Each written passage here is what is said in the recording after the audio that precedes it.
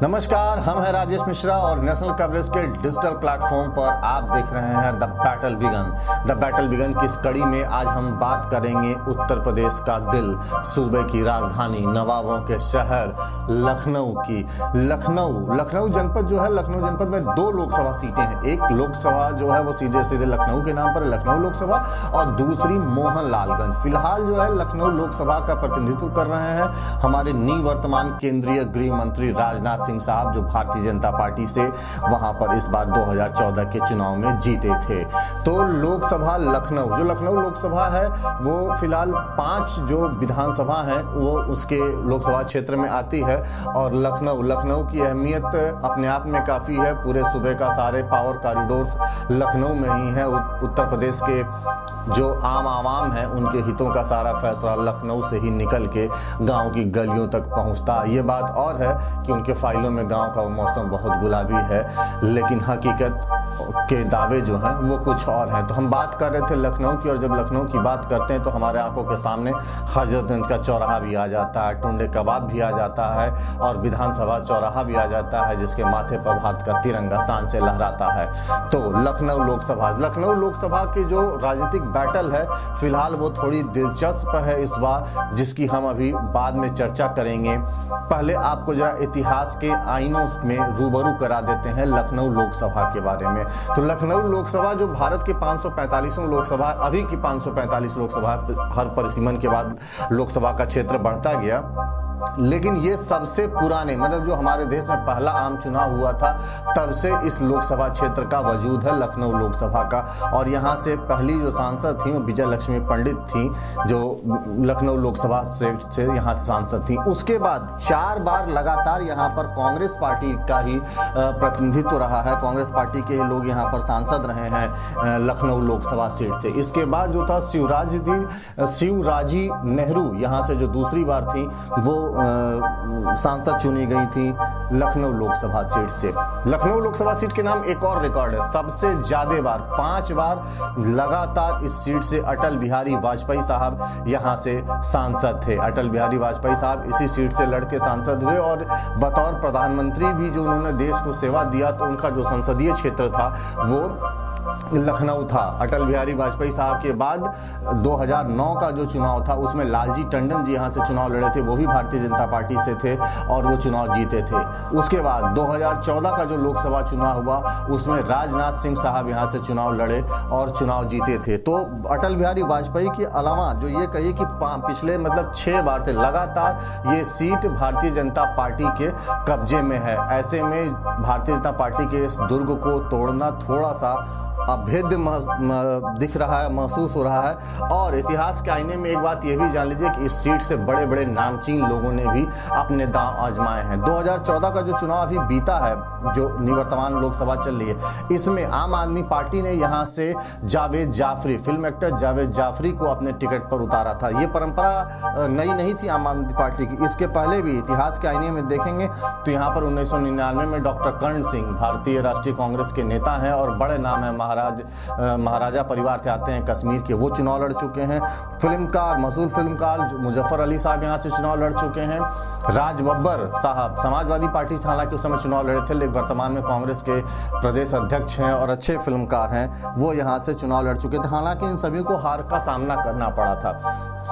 हल्का सा आंकड़ों की नजर में देख लीजिए 2014 का जो चुनाव बीता था, 2014 में यहाँ पर राजनाथ सिंह चुनाव जीते थे। उनके मुकाबले जो रनर अप थी वो कांग्रेस की रीता बहुगुणा जोशी थी, श्रीमती रीता बहुगुणा जोशी, जो अब भारतीय जनता पार्टी के पाले में है और फिलहाल इस चुनाव में 17वीं लोकसभा में इलाहाबाद सीट से चुनाव लड़ रही हैं। इसके अलावा बहुजन समाज पार्टी ने नकुल दुबे को मैदान में उतारा था, समाजवादी पार्टी ने अभिषेक मिश्रा को, और आम आदमी पार्टी ने फिल्मकार जावेद जाफरी को मैदान में उतारा था। राजनाथ सिंह साहब को करीब 5 लाख 60,000 वोट मिले थे। रीता बहुगुणा जोशी को 2,88,000 वोट मिले थे। बहुजन समाज पार्टी और समाजवादी पार्टी जो थी, इनका वोट लगभग आसपास था। समाजवादी पार्टी के नेता अभिषेक मिश्रा को 56,000, तो वहीं बहुजन समाज पार्टी के नकुल दुबे, बीकेडी एक विधानसभा जहां से वो विधायक भी रह चुके हैं बसपा से, नकुल दुबे लोकसभा में मैदान में थे बसपा के टिकट पे, उनको 64,000 वोट मिला था। आम आदमी पार्टी से जावेद जाफरी को 41,000। अगर इन सारे लोगों का वोट मिला दीजिए सपा, बसपा और कांग्रेस का, तो 2,88,000 वोट होता है, जो कि भारतीय जनता पार्टी के जो कैंडिडेट हैं उनके वोट से काफी ज्यादा है। जावेद जाफरी, अगर ये मुस्लिम वोटों के ध्रुवीकरण की बात किया जाए, हो सकता है कि अगर ये माना जाए कि उन्होंने कुछ मुस्लिम वोट भी अपनी तरफ खींचा हो, तो ऐसे में भी उनका वोट मिलाने पर भी ये सारा वोट परसेंटेज जो है वो 4-4.5 लाख ही बैठता है इस पूरी कहानी में, वोटों के आंकड़े में है। आंकड़ों में एक बात ये समझ लीजिए कि लोकसभा लखनऊ में करीब 20 लाख मतदाता है, और जो ऑन एन एवरेज यहाँ वोटिंग का जो परसेंटेज है वो 50 से 55%, 53% के बीच में है। 2014 का जो चुनाव हुआ था उसमें करीब 53 कुछ प्रतिशत मतदान हुआ था, यानी 10 से 11 लाख लोगों ने यहाँ पर अपने मतदान का अपने मतों का प्रयोग किया था। अब इस 2019 का जो आसन्न लोकसभा है यहाँ का लखनऊ लोकसभा, उसकी एक इंटरेस्टिंग कहानी ये जान लीजिए। फिलहाल भारतीय जनता पार्टी ने यहाँ पर अपनी निवर्तमान सांसद को ही दोबारा मौका दिया है और राजनाथ सिंह मैदान में है। एक दूसरी कहानी जो सामने आ रही है कि लखनऊ लोकसभा सीट समाजवादी पार्टी और जो बसपा और पश्चिम में आरएलडी से कुछ सीटों पर जो उनका गठबंधन है उनके खाते में है, और समाजवादी पार्टी यहाँ से भारतीय जनता पार्टी के बागी हो चुके सांसद शत्रुघ्न सिन्हा साहब की पत्नी पूनम सिन्हा को मैदान में उतार सकती है। इसके पीछे एक कहानी ये भी है कि पिछले 28 मार्च को ही शत्रुघ्न सिन्हा कांग्रेस ज्वाइन करने वाले थे, लेकिन चूंकि पूनम सिन्हा की औपचारिकता अभी समाजवादी पार्टी में शामिल होने की पूरी नहीं हुई थी, लिहाजा उनको अपना कार्यक्रम टालना पड़ा, और वो कल यानी आज 5 अप्रैल है, कल 6 अप्रैल को शत्रुघ्न सिन्हा दिल्ली में कांग्रेस मुख्यालय पर कांग्रेस का दामन थामेंगे आधिकारिक रूप से, और उसके बाद वो अपनी परंपरागत सीट से लड़ेंगे।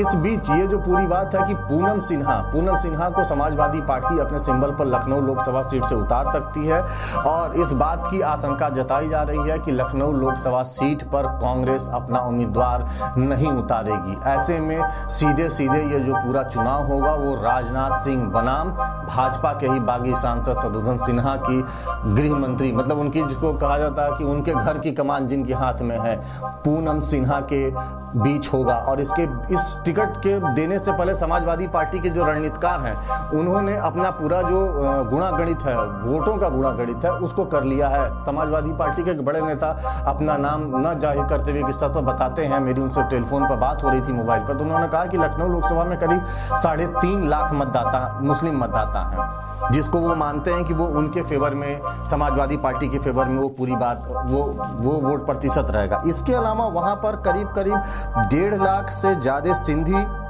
मतदाता हैं और 4 लाख कायस्थ मतदाता हैं। तो ये जो वोट आंकड़ा है कायस्थ और सिंधी का, दरअसल शत्रुघ्न सिन्हा साहब कायस्थ हैं और उनकी जो पत्नी है वो एक बड़े सिंधी परिवार से आती हैं। ऐसे में समाजवादी पार्टी मान रही कि ये जो वोट का खाका वो खींच रहे हैं अपना 3.5 लाख मुस्लिम, 4 लाख कायस्थ मत और 1,30,000 सिंधी मतदाता, वो मान रहे हैं कि पूनम सिन्हा के आने से इन वोटों का आसानी से पोलराइजेशन किया जा सकेगा और वो समाजवादी पार्टी के खाते में आ सकेगी। ऐसे में अगर कांग्रेस अपना उम्मीदवार वहां नहीं उतारती है तो जाहिर सी बात है कि इनकी जो दावेदारी है उनको और मजबूती मिल जाएगा। आज हमारी लखनऊ के प्रदेश कांग्रेस कमेटी में वहां के व्यापार प्रकोष्ठ के एक नेता हैं, उनसे बात हो रही थी तो वो बता रहे थे कि फिलहाल यहाँ पर कोई हलचल नहीं है कांग्रेस में लखनऊ की सीट को लेके।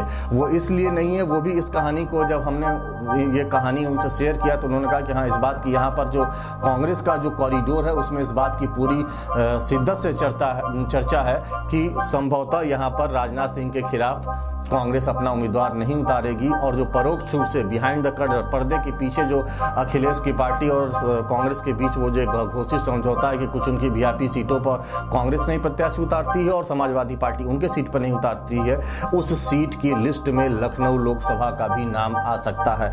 तो फिर देखने वाली बात होगी, क्योंकि कुछ दिन पहले तक कांग्रेस के जतिन प्रसाद वहां से लड़ने की इच्छा जाहिर कर रहे थे, लेकिन बात के राजनीतिक उठापटक के कारण और धरोहरा जो उनकी परंपरागत सीट है वहां के लोगों की नाराजगी के कारण उनको बैक होना पड़ा और वो अपने उस सीट से लड़ रहे हैं। तो फिलहाल यहाँ का कांग्रेस का कोई दावा इस सीट पर अभी दावेदारी सामने खुल के नहीं आ रही है और ऐसे में इस कहानी को पूरा बल मिलता है कि कल 6 अप्रैल को शत्रुघ्न सिन्हा के आधिकारिक रूप से कांग्रेस का दामन थामने के बाद पूनम सिन्हा के नाम की घोषणा होगी और ऐसी स्थिति में फिर ये पूरा चुनाव 2 पोलों के बीच में हो जाएगा। भारतीय जनता पार्टी के निवर्तमान केंद्रीय गृह मंत्री राजनाथ सिंह और सपा बसपा गठबंधन और परोक्ष रूप से कांग्रेस के समर्थन से मैदान में उतरे भारतीय जनता पार्टी के बागी सांसद शत्रुघ्न सिन्हा की पत्नी पूनम सिन्हा के बीच में तो लखनऊ कबाबों के शहर और नवाबों के शहर की राजनीतिक लड़ाई 2019 में भी लखनऊ के गलियों की तरह, लखनऊ के जायके की तरह ही और लखनऊ के